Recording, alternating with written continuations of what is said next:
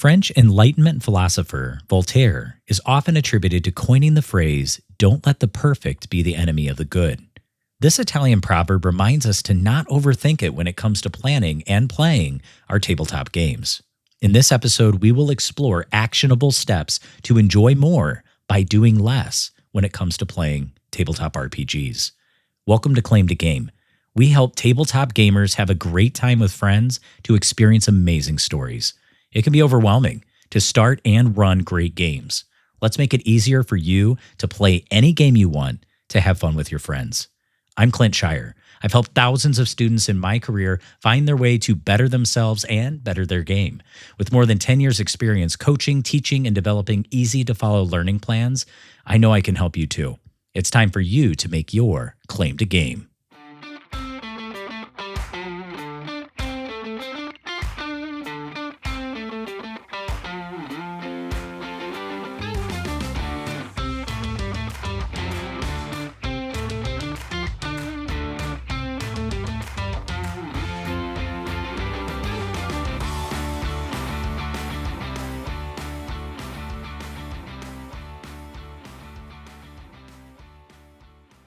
Hello and welcome back to episode 30, season 2 of Claim to Game, still a predominantly educational, fun podcast in which I am daring to coin the word fungicational. It's like if you were an octopus and were able to squeeze in between the crack on a closed refrigerator door to eat an entire bowl of shrimp cocktail. Bon appetit, my little octopus friend.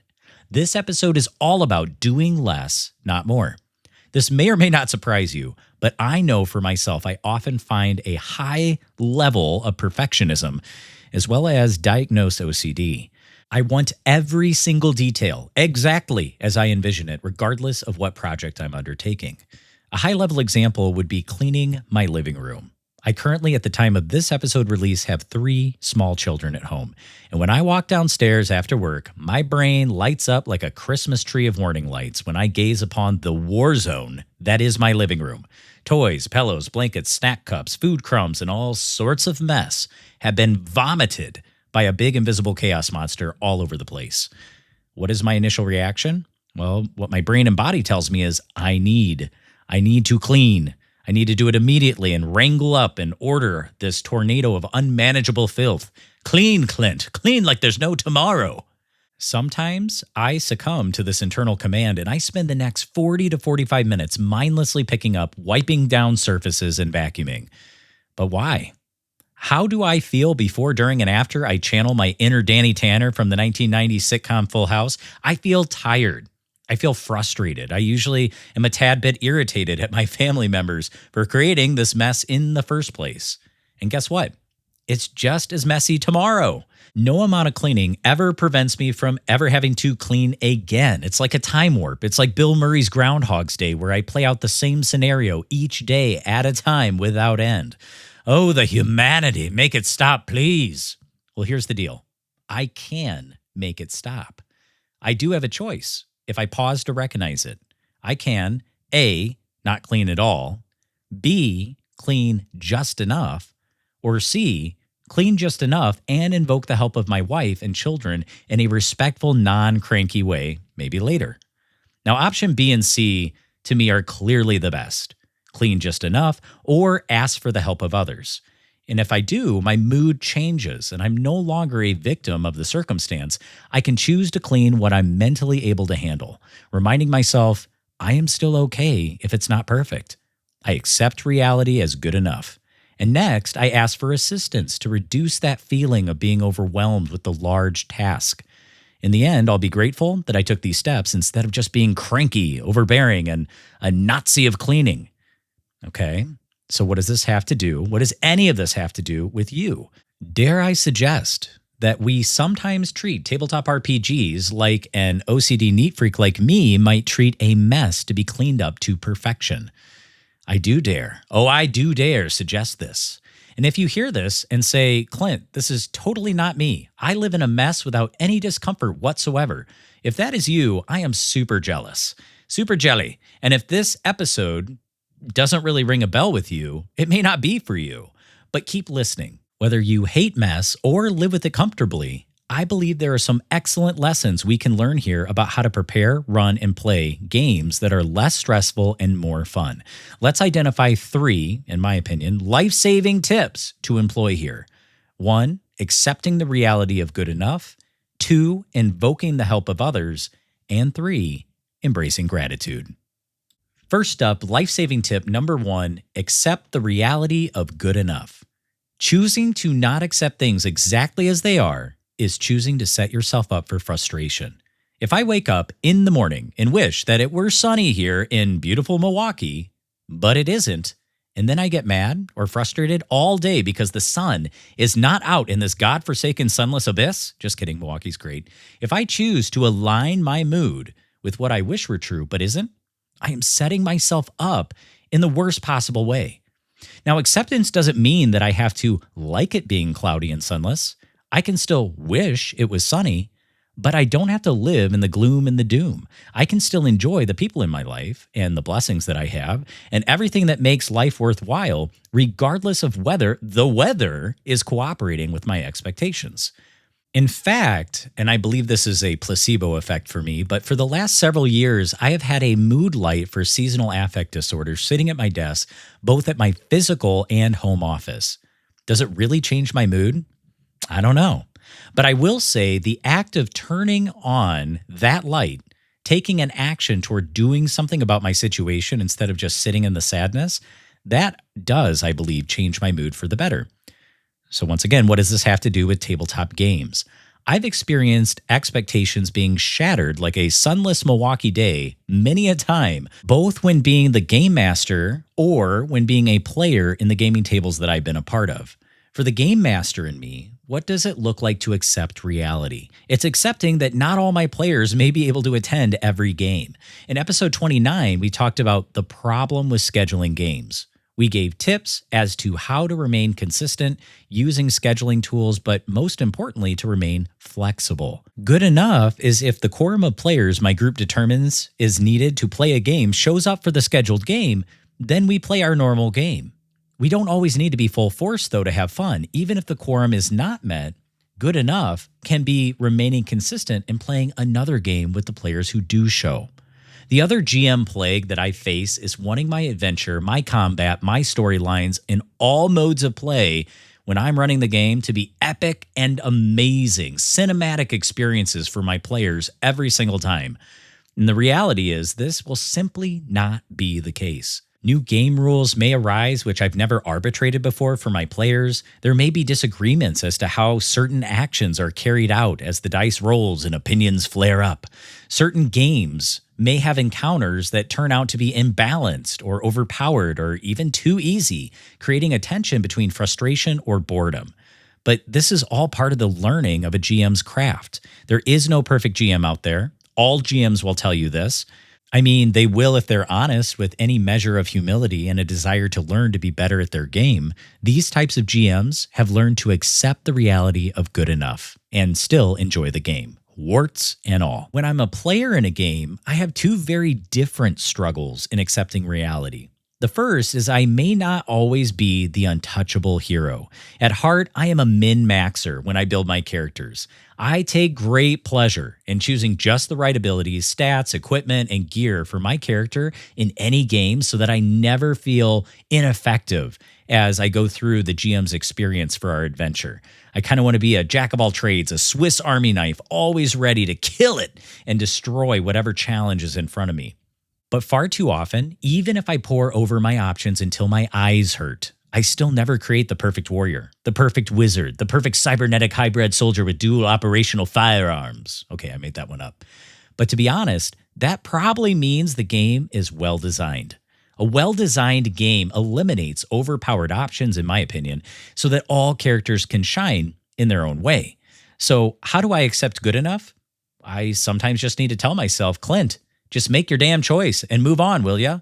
Life's too short to get hung up on getting lost in the details. That is, unless you are someone who derives pleasure, not stress, from getting lost in the details, then by all means, enjoy the complexities of creating that perfect character. Just remember, they can be perfect for you to enjoy, not perfect to win a tabletop role-playing game. The point is telling a great story, not necessarily to win when you're playing tabletop games. And this leads me to my second big struggle. I used to hate when my character rolled poorly. And don't get me wrong, I still hate it. When I want my hero to make a kick-ass move like Spider-Man saving Mary Jane from the Green Goblin, but instead I roll so low on the dice it's more like Spider-Man tripping over his doorstep on the way to high school as Peter Parker, well, that stings a little bit, almost as much as getting bit by a radioactive spider. I mean, I should check to see if I can climb up walls by now. But after playing more narrative-based games like City of Mist, Star Wars Fantasy Flight RPG, Ironsworn Starforged, I realized low or less favorable rolls only create an opportunity for a different twist in the story. Failing isn't truly failing if by rolling poorly, the story is moved forward in an interesting way. And as far as creating a believable world to immerse in, characters should be able to die. I believe it's the game master's job to still make scenarios and encounters balanced and fair to match the situation, but regardless of the effectiveness of this, accepting good enough as a player means for me to accept less favorable roles as a potential opportunity for good storytelling. Life-saving tip number 2, I don't need to do everything myself. In fact, I probably shouldn't. This is a hard tip for me to follow. It flows right out of not accepting the reality that no tabletop experience I create will be perfect, and I cannot be the perfect GM bringing it all together. Plus, if I deprive my players from the moments when they can step up and assist with the organization of the game or the adventure, I strip them of the agency that they can take in and the pride that they can have in the adventure itself. Some ways I've included my players as a GM are having an adventure quest scribe. This is somebody who keeps track of memorable moments, so anyone who isn't able to join the session can easily catch up by reading their notes. I've also had rules advisor. This role is especially great for someone who tends to be a rules lawyer. That's a term given to someone who champions playing the rules as written by the game developers and ensures no one misinterprets or runs afoul of these rules. There's also the game scheduler, and this role can be as simple as setting up the consistent date, time, and frequency the game occurs. This role isn't needed necessarily for each group, but depending on the situation, it could be helpful. And lastly, I've even assigned a mathematician, the math man. And man, was math hard for me in school. Anyone who's played a game with me live knows it ain't my favorite part of tabletop RPGs. So I love it when people who are good at math can step in without being condescending and give me just a little help with the number crunching. And I'm sure there's many other ways to include your players and ask for help, which I'm neglecting to mention, but those are just a few of mine. Now, as a player, the best way that I can invoke the help of others is when I don't understand an element of the game or an element of how my character interacts with the world. A healthy group should encourage asking questions. A healthy group encourages asking questions. I'm saying it again because it's so darn important. It's an opportunity for us to learn and better understand the game so that fun can be had. So ask away as a player. And eventually you'll find that you need to ask less and less as time goes on. Hey, quick pause on the episode. On January 25th, 2025, from 12 p.m. noon to 3 p.m. Central in Milwaukee, Wisconsin, I am hosting an in-person workshop for up to 25 interested gamers. The workshop is for those who are new to tabletop role-playing or who just want to figure out the basics of playing a tabletop role-playing game.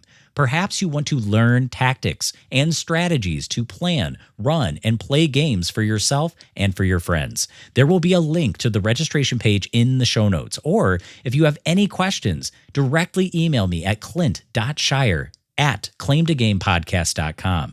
Registration begins at $55 per person and includes your very own 7-dice set of Chessex polyhedral dice, color of your choice. There will be non-alcoholic beverages, refreshments, and a whole lot of fun. You will even get to play a quick one-shot tabletop RPG adventure to get your creative juices flowing. Once again, the link to the registration is in the show notes. Thanks, and now back to the episode. The third and final life-saving tip is embracing gratitude. Brother David Steindl-Ras, a Benedictine Catholic monk, once said, "It's not joy that makes us grateful. It is gratitude that makes us joyful." So how can I feel the joy of playing a tabletop RPG with others when I slip into stressing about being the perfect player, the perfect GM, creating the perfect adventure, winning the game, always rolling well and never poorly? Well, to put it simply, I can't feel joy. When I fail to accept reality, when I fail to ask for help and share the wealth of prep and play with others at the table, I'm going to feel stressed and discontent. I will constantly be wondering, what is wrong with me, or what is wrong with the other players whom I'm playing with? Why does the experience I'm trying to capture keep eluding me? Instead, when I take actionable steps to understand that perfection cannot be achieved, to accept that, when I remind myself I'm lucky to get to play and be creative, when I share the experience with those I'm playing with and interact with them instead of for them, well, then I can be grateful for the game I have, not the perfect game I'm seeking but will never find. And when I embrace gratitude, when I stop overthinking and embrace good enough, well, then I can joyfully find the fun that I've been looking for all along. Final thoughts. Let's recap. Don't let perfect be the enemy of the good. Accept the reality of good enough. Invoke the help of others as you prep, run, and play your games. And don't forget to choose gratitude for the good elements of your gaming table right in front of you right now. Join us next time as we find the best ways to have great times with friends and experience amazing stories through tabletop role-playing.